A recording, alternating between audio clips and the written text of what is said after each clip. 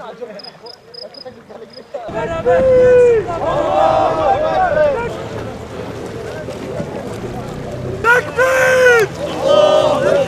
Tekbir! Allahu Ekber!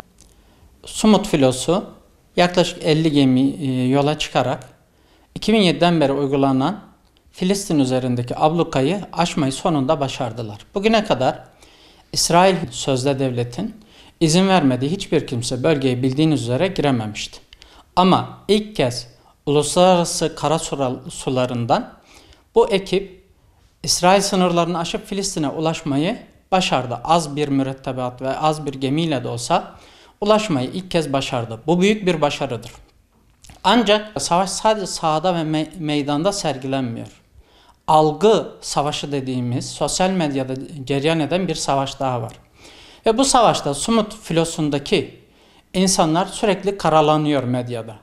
Yani onların karalanma gerekçeleri ise İsrail devletinin önlerine koydukları, imzaladıkları bir kağıt.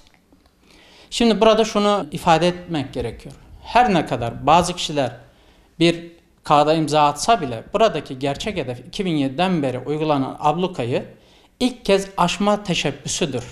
Zaten bildiğiniz üzere Mavi Marmara olayında birçok kişi şehit edilmişti. Yani bu durumda oraya katılan herkes can riski taşınıldığının da aslında farkındaydı. Ama bu sefer uluslararası medyada bu filoya karşı çok büyük bir destek olduğu için ilk kez İsrail onları öldürmeye cesaret edemediğinden dolayı tutuklamıştır. Fakat bu insanlar başarıya ulaştığı için ise oradan sevinçle ayrılmıştır. Onların mesela sevinçli hallerini yadırgıyoruz.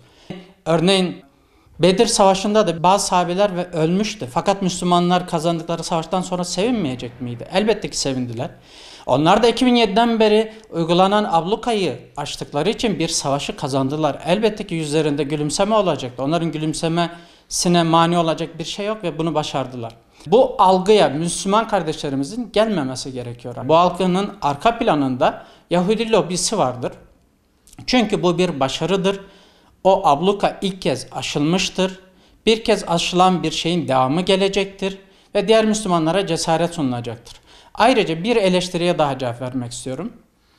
İkbal Hanım ve Bekir Develi gibi bazı şahısların medyatik olduğu, işte onların orada bulunanlardan daha ön plana çıktığı gibi iddialar var. Şimdi buradan yine bir siyer üzerinden cevap vermek istiyorum. Hayber Fethi için çok uğraşıldı Hazreti Peygamber ve sahabeler tarafından. Fakat bu uzun mücadelelere rağmen başarılamadı.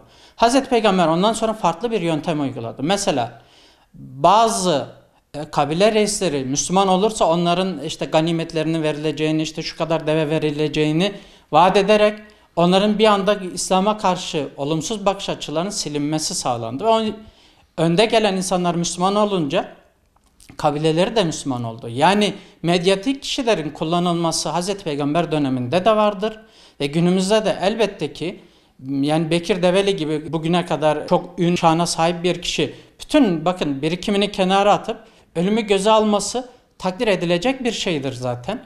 Ve bu kişinin daha çok tanınması sebebiyle uluslararası medyaya sunulmaya çalışılması da gayet normaldir.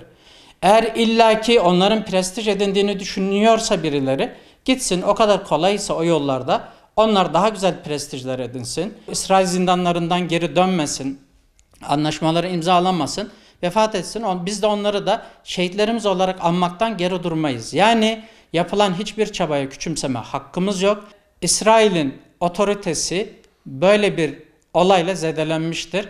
Bu büyük bir zaferdir. Buraya katılan bütün arkadaşlarımızı, bütün kardeşlerimizi, hatta bizden olmayan, bizim inancımızdan olmayan Avrupalı insanları dahi tebrik ederek konuşmama son vermek istiyorum. Onlarca ülkeden aktivistin katıldığı Sumut filosu çarşamba gecesi işgalci İsrail tarafından devletlerin ve bütün dünyanın gözleri önünde hukuksuzca alıkonuldu. İşgalciler tonlarca ağırlıktaki bombaların ve insanlık dışı saldırılarının yanında insani yardımların girişini de engelleyerek Aşka'da Gazze'de bir silah olarak kullanıyor. İsrail! İsrail!